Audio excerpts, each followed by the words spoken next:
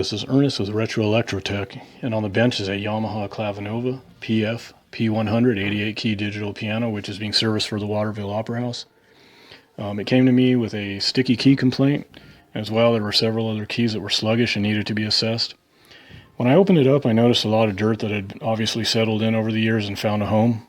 To make matters worse, there was a lot of degraded lubricant throughout the chassis or key bed here, and it had become way too viscous and was bogging down the action.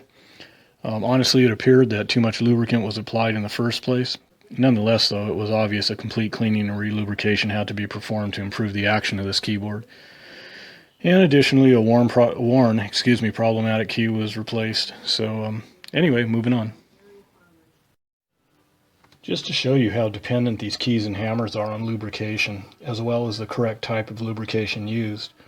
Notice the key here and the surfaces that it contacts.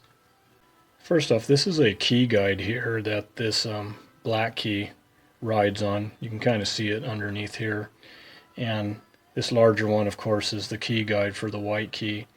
And notice when I press the key, notice that this key is riding on that key guide. And it does come into contact with it, ever so lightly.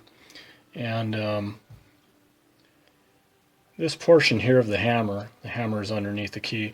This portion of the hammer just glides within the recessed portion of this black key. If you were to use the wrong type of lubrication to begin with, something too viscous, or the lubrication has become degraded over time and has thickened, and to make matters worse, there's a bunch of dirt and debris that's worked its way into the keyboard over time.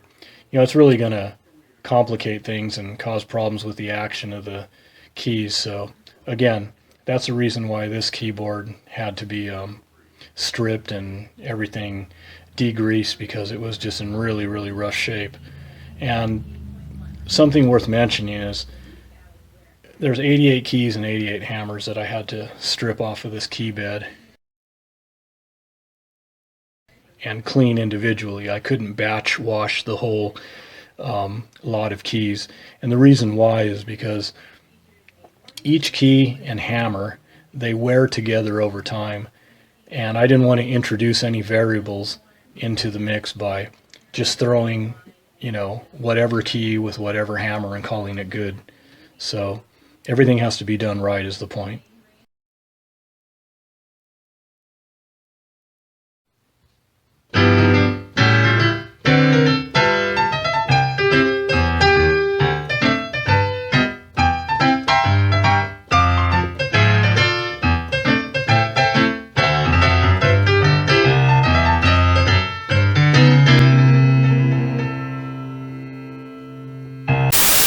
This is a poor man's shoe production.